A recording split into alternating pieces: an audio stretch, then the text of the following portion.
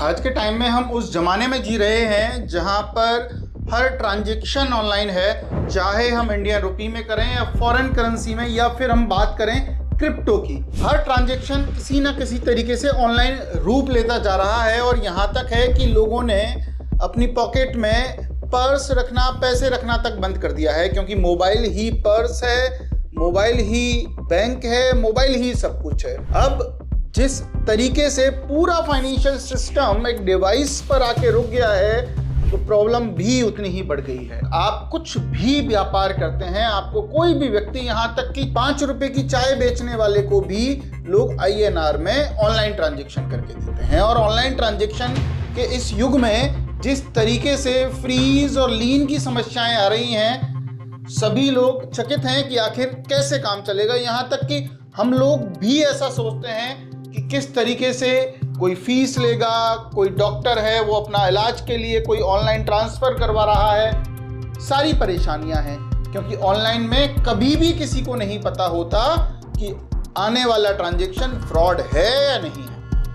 अब इसी के चलते एक नई समस्या है क्रिप्टो की, कि जो लोग क्रिप्टो की ट्रेडिंग किया करते हैं उन लोगों के बैंक अकाउंट फ्रीज हो जाते हैं। और आजकल कुछ केसेस ऐसे भी हमारे पास आए जहां पर क्रिप्टो के वैलेट्स तक भी फ्रीज कर दिए। तो नमस्कार, मैं एडवोकेट आदर्श single, Rajasthan high court Jaipur.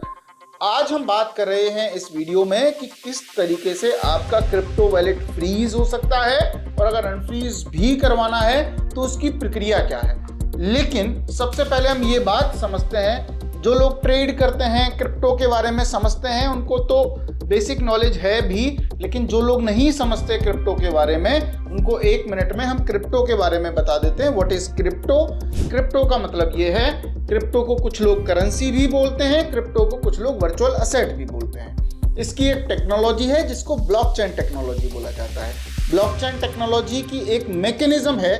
Mechanism ये है कि ये डिसेंट्रलाइज कर दिया गया पूरा सिस्टम, कि एक मान के चलिए, अगर मैं एग्जांपल के साथ इस पे बात करूं कि साहब कोई पटवारी है, पटवारी के पास पूरी जमीनों का रिकॉर्ड है और वो पटवारी ही पूरी जमीनों का रिकॉर्ड रखता है। मान के चलिए 5000 बीघा जमीन है, 5000 बीघा जमीन का पूरा रिकॉर्ड पटवारी रखता है, पटवारी ही रजिस्टर में नोट करता है, पटवारी ही सब कुछ करता है। ये रही नॉर्मल टेक्नोलॉजी। ब्लॉकचेन टेक्नोलॉजी में ये हो गया कि सारे गांव के लोगों के पास रजिस्टर दे दिया गया, सारों को माइनिंग करने के लिए दे दिया गया कि आप सभी, कोई भी अगर ब्लॉक गया, कोई भी रजिस्ट्री बिकी, सेल हुई, कुछ भी हुआ, तो सारे आप उस रजिस्टर में नोट करेंगे। That is called blockchain technology. की पूरी टेक्नोलॉजी को डिसेंट्रलाइज कर दिया गया। अब बात आई कि जो क्रिप्टो ब्लॉकचेन टेक्नोलॉजी पर आधारित थी, वो क्रिप्टो के बारे में हमने बात की। अब इसका लीगल स्टेटस क्या है कि साहब क्रिप्टो की जो बात आप कर रहे हो वो लीगल है या इलीगल? तो मैं लीगल और इलीगल के बिल्कुल बीच में जाऊंगा। मैं कहूंगा crypto is not legal and crypto is not illegal. तो मैं कहूंगा क्रिप्टो इज नॉट इलीगल। अब साहब आप ये बात क्यों कर रहे हो? इसका मतलब क्या है? आप कह रहे हो ना लीगल है ना इलीगल है, तो है क्या? तो क्रिप्टो अगर करेंसी के रूप में यूज की गई, दैट इज इलीगल, और अगर ट्रेड के रूप में यूज की गई तो इसका मतलब है लीगल। अब इसका मतलब क्या है जी? तो इनकम टैक्स एक्ट में क्रिप्टो को डिफाइन किया गया है। क्रिप्टो करेंसी कहीं भी डिफाइंड नहीं है। क्रिप्टो को माना गया वर्चुअल असेट, कि आपकी वर्चुअल असेट है, ये एक आपकी संपत्ति है जो डिजिटल दुनिया की संपत्ति है। अब आप पूछेंगे कि साहब ये आई कहां से, शुरुआत किसने की? तो एक थ्योरी निकल के आई जो कि पब्लिश भी डार्क वेब पे हुई थी। कि डार्क वेब पे क्या हुई, सतोशी नाकामोतो नाम से कोई व्यक्ति जिसने ब्लॉकचेन को डिफाइन किया और सबसे पहली एक क्रिप्टो बनाई जिसको कहा बिटकॉइन। अब उसने नाम ही इसका कॉइन दे दिया, तो करेंसी के रूप में भी लोगों का ट्रेंड शुरू हो गया कि साहब क्रिप्टो तो करेंसी है। इस तरीके से क्रिप्टो को क्रिप्टो करेंसी कह दिया गया। अब जैसे ही ये ब्लॉकचेन टेक्नोलॉजी पर आधारित ये क्रिप्टो करेंसी का स्टार्टिंग हुई, तो धीरे धीरे बहुत सारी करेंसीज बनने लग गई। इथेरियम बनने लग गई, वजीरेक्स हो गया, एलन मस्क का डॉगे कॉइन हो गया, जियो भी लॉन्च कर रहा है जियो कॉइन, और एक सबसे ट्रेंड में चलने वाली करेंसी है USDT। USDT को भी लोग क्रिप्टो करेंसी कहते हैं। उसके वैलेट एड्रेस TRC20 और इस तरीके से शुरू होते हैं। अब आपने जो बात की स्टार्टिंग में इस वीडियो में कि साहब ये क्रिप्टो वैलेट भी फ्रीज हो सकता है, अनफ्रीज हो सकता है, क्रिप्टो ट्रेड करें तो दिक्कत क्या है, तो पूरी की पूरी स्टेप बाय स्टेप इस चीज को, पूरी कहानी को समझते हैं। देखिए बहुत सारे प्लेटफॉर्म्स बना दिए गए क्रिप्टो के, जैसे बिनांस हो गया और भी एंजल एक्स हो गया, बहुत सारे दुनिया भर के प्लेटफॉर्म बना दिए गए। अगर हम किसी भी पर्टिकुलर एक प्लेटफॉर्म की बात करें, उस प्लेटफॉर्म का नाम दे देते हैं हम प्लेटफॉर्म ए। ये मतलब किसी भी आप प्लेटफॉर्म को लेके समझ सकते हो। अब इसमें बात आई कि सब प्लेटफॉर्म पे होता क्या है। तो जिस तरीके से आप जैसे गोल्ड का कोई ट्रेड कर रहे हो, प्लेटिनम का कर रहे हो, सिल्वर का कर रहे हो, अलग अलग एप्लीकेशंस बनाए, तो MCX जिसको कहे कि हमने कुछ गोल्ड परचेज किया, गोल्ड परचेज करके रेट बढ़ के सेल कर दिया, उसके ट्रांजेक्शन्स के कुछ चार्जेस हैं, उनके प्लेटफॉर्म के यूजर एंटर करता है, पैसा लेता है, पैसा देता है। दिक्कत इस जगह से आती है कि जैसे ही आपने क्रिप्टो परचेज की किसी भी पर्सन से, अब आपने तो क्रिप्टो परचेज कर ली साहब, क्रिप्टो का एक वैलेट दे दिया गया। अब वैलेट की भी दो कैटेगरी, एक कस्टोडियल वैलेट, एक नॉन कस्टोडियल वैलेट। थ्योरी ये है कि कस्टोडियल पूरी KYC आपने दे दिया, पूरा कस्टडी आपके पास है, आपकी पूरी जानकारी। एक नॉन कस्टोडियल जिसमें जानकारी नहीं है, जो उसको क्लेम कर लेगा वही उसका कस्टडी होल्डर बन जाएगा, वही उसका कस्टोडियन बन जाएगा, उसी के पास इसकी फिर कीज हैं, पब्लिक की, प्राइवेट की, इस तरीके से की सिस्टम वर्क कर रहा है। अब बात आई कि साहब चलो कीज, कस्टोडियल, नॉन कस्टोडियल, इनकी तो थ्योरी अलग रखते हैं। सबसे पहले हम बात करते हैं, किसी भी एक प्लेटफॉर्म पे आप गए, एक प्लेटफॉर्म पे जाने के बाद आपने क्रिप्टो परचेज की, क्रिप्टो परचेज करने के बाद आपने ऑनलाइन, जैसे एक बिनांस की बात करूं तो 15 मिनट का एक ट्रांजेक्शन्स का उसका टाइम है कि 15 मिनट आपको दिए जाते हैं। 15 मिनट में भी थ्योरी ये है कि जैसे ही कोई क्रिप्टो बेचना चाहेगा उस 15 मिनट में, तो 15 मिनट में बिनांस अपने पास उसको रख लेगा, उसके बाद कोई INR सेंड करेगा, बिनांस कंफर्म करेगा, एक चैट रूम बनाया जाएगा और उसके बाद वो ट्रांजेक्शन कंप्लीट हो जाता है, वो ट्रेड कंप्लीट मानी जाती है। अब प्रॉब्लम कहाँ होती है, आपने अकाउंट नंबर में अकाउंट से पैसा डालना स्टार्ट करेंगे। आप क्रिप्टो परचेज करेंगे, क्रिप्टो आपने परचेज किया, मान के चलिए क्रिप्टो आपने 100 USDT परचेज कर लिया। अगर 100 रुपये का भी एक USDT माने तो 10,000 रुपये आपने इन्वेस्ट किए। 10,000 रुपये की आपको 100 USDT किसी व्यक्ति को देनी थी, किसी व्यक्ति से लेनी थी। आपने वो क्रिप्टो परचेज की, आपके वैलेट में वो क्रिप्टो आ गई। जिन वैलेट्स की हम बात कर रहे थे, कस्टोडियल, नॉन कस्टोडियल और इस तरीके से, वो आपके पास वैलेट में क्रिप्टो आ गई। अब यहीं से ही साइबर क्राइम शुरू हो जाता है, क्योंकि क्रिप्टो की भी कोई फ्लैश दे दिया, कोई कुछ दे दिया, और इस तरीके के क्रिप्टोज भी होते हैं। लेकिन उस पर ना जाके हम INR पे अगर बात करें, अब आपने जिसको क्रिप्टो ली, आपने जिस व्यक्ति से भी क्रिप्टो ली, जिसको भी INR आपने दिया, अब अगर उसके बैंक अकाउंट में लीन लग गया, अब लीन कैसे लगेगा, मान के चलिए आपने किसी व्यक्ति से वो पैसा लिया, उस व्यक्ति ने आपके अकाउंट पे कंप्लेंट पहले से ही डाल रखी थी, यू आर इन लेयर 1, आपने उस व्यक्ति के उस पैसे के बदले में क्रिप्टो परचेज कर ली। अब लीन लगेगा उस पर्सन के अकाउंट में जिसने क्रिप्टो आपको बेची। अब आपने तो पूरा फ्रॉड मनी उसको दे दिया, क्या उसके पास भी कुछ राइट है? और अगर यही परिस्थिति आपके साथ हो तो आपके पास भी कुछ राइट है। तो उस व्यक्ति के पास ये राइट है कि क्रिप्टो फ्रॉड की वो FIR करा दे, क्योंकि आपने तो एक इलीगल ट्रांजेक्शन किया, इलीगल INR उनको दिया, लेकिन आपने प्योर क्रिप्टो उस आदमी से ले ली, तो उसके साथ क्रिप्टो से रिलेटेड फ्रॉड हो गया। वो भी कह सकता है, अगर उसके INR पे कंप्लेंट आई तो you are liable for the cyber crime, कि आपने एक जेन्युइन क्रिप्टो लेकर फ्रॉड मनी उसको ट्रांसफर कर दिया।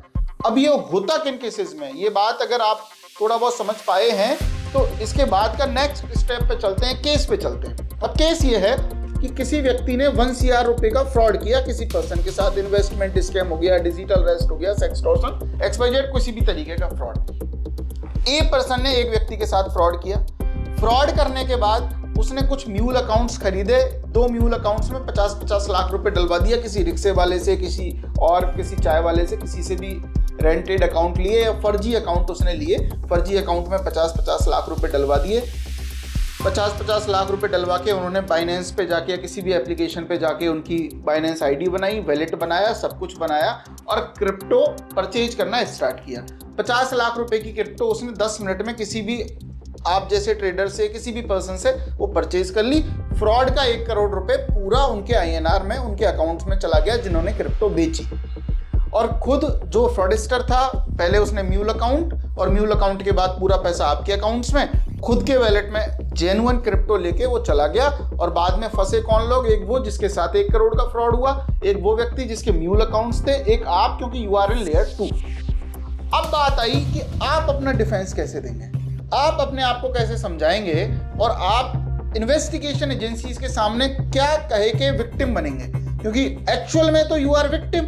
आपने क्रिप्टो का ट्रेड किया, इसलिए थोड़ी किया कि मैं फ्रॉड मनी ले रहा हूं। इसके लिए आप क्रिप्टो की एक एफआईआर दर्ज करा सकते हो, उनके वैलेट सीज करवा सकते हो, क्योंकि चाइनीज हो गए या फिर नॉर्थ कोरियन हो गए या फॉरेन कंट्रीज के लोग जनरली ये फ्रॉड कर रहे हैं।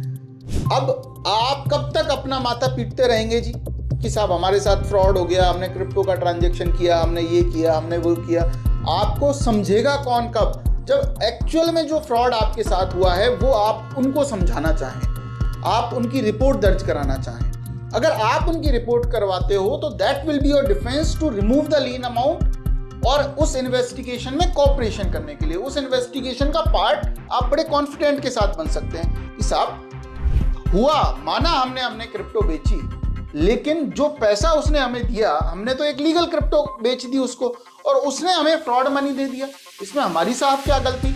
उस चीज की रिपोर्ट करके ही तो आप विक्टिमाइज कर पाओगे, उस चीज की रिपोर्ट करके ही तो आप ये साबित कर पाओगे कि हाँ आपके साथ फ्रॉड हुआ है। नहीं तो आप साबित करते ही रहिए जी हमने क्रिप्टो बेची, अब क्रिप्टो में चोरी का पैसा, फ्रॉड का पैसा आपके अकाउंट में आ गया, कैसे डिफेंस देंगे आप अपने आप का?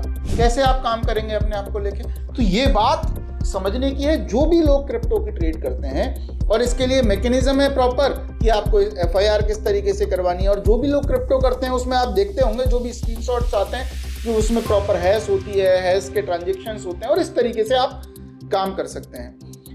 अब मैं ये जानना चाहता हूँ आपसे कि अगर आप चाहते हैं कि क्रिप्टो ट्रेड और इस तरीके से, या फिर कंपनीज के जो भी ट्रांजैक्शंस हैं, क्योंकि कंपनीज के भी काफ़ी सारे अकाउंट्स हैं जो फ्रीज हो रहे हैं, फाइनेंशियल इंटेलिजेंस यूनिट का सर्टिफिकेशन कैसे होता है, एफआईयू, व्हाट इज़ एफआईयू, ये काम कैसे करते हैं। अगर आप चाहते हैं कि क्रिप्टो रिलेटेड या ट्रेड रिलेटेड जो भी वर्चुअल ट्रेड होता है उसके रिलेटेड आप चाहते हैं कि एक लीगल वे में जानकारी दें कि अगर हम अपना व्यापार करते हैं तो किस तरीके से लीगल हम काम कर सकते हैं, अगर हमारे साथ कोई भी प्रॉब्लम आती है तो हमारे पास सॉल्यूशंस क्या है। जनरली आपको एक सॉल्यूशन हमने एक छोटा सा डिस्कस किया।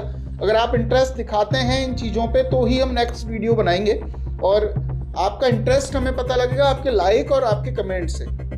और अगर कोई भी आपको लगता है कि कोई भी टॉपिक पे हमें डिस्कस करना चाहिए, कोई भी टॉपिक पर लीगलिटी, इलीगलिटी, जो भी जजमेंट्स क्रिप्टो से रिलेटेड आए उनमें हमने बात करनी चाहिए, तो बिल्कुल हम तैयार हैं। इसके साथ साथ मैं कुछ जजमेंट्स पर भी बात करना चाहूँगा। मोहम्मद सफ़ीतुल्लाह का जजमेंट मैंने काफ़ी बार बताया है कि साहब मोहम्मद सफ़ीतुल्लाह का एक जजमेंट था जो क्रिप्टो से रिलेटेड था, 2,45,000 की क्रिप्टो ली। क्रिप्टो अगर आप विद पूरी टैक्स लॉज की कंप्लाइंस करके कुछ भी कर रहे हैं, that is not crime, crypto is not illegal. लेकिन बात है आप यूज कैसे कर रहे हो। आपको यूज, अगर आप ट्रेड के रूप में काम कर रहे हो दैट इज लीगल, आप टैक्स भरिए, लीगल काम करिए आप। अगर आप उसको एज ए करेंसी आप सोच रहे हो कि मैं जी बर्गर खरीद के खा लूं क्रिप्टो से, दैट इज इलीगल, क्योंकि क्रिप्टो करेंसी के तरह से गवर्नमेंट ने मान्यता नहीं दी, क्योंकि आरबीआई बताएगी ना साहब हमारे देश में कौन कौन सी करेंसी होगी। ऐसा थोड़ी आप यूरो लेके किसी के पास चल जाओगे, यूरो नहीं है, रिकॉग्नाइज करेंसी नहीं है हमारे देश में, यूज नहीं कर सकते उसको। तो इस तरीके से क्रिप्टो का स्टेटस भी वर्चुअल एसेट जैसा है। इस चीज को आप समझेंगे, बहुत सारी क्रिप्टो रिलेटेड प्रॉब्लम्स का सॉल्यूशन आपका हो जाएगा। Thank you so much. जय हिंद, जय भारत।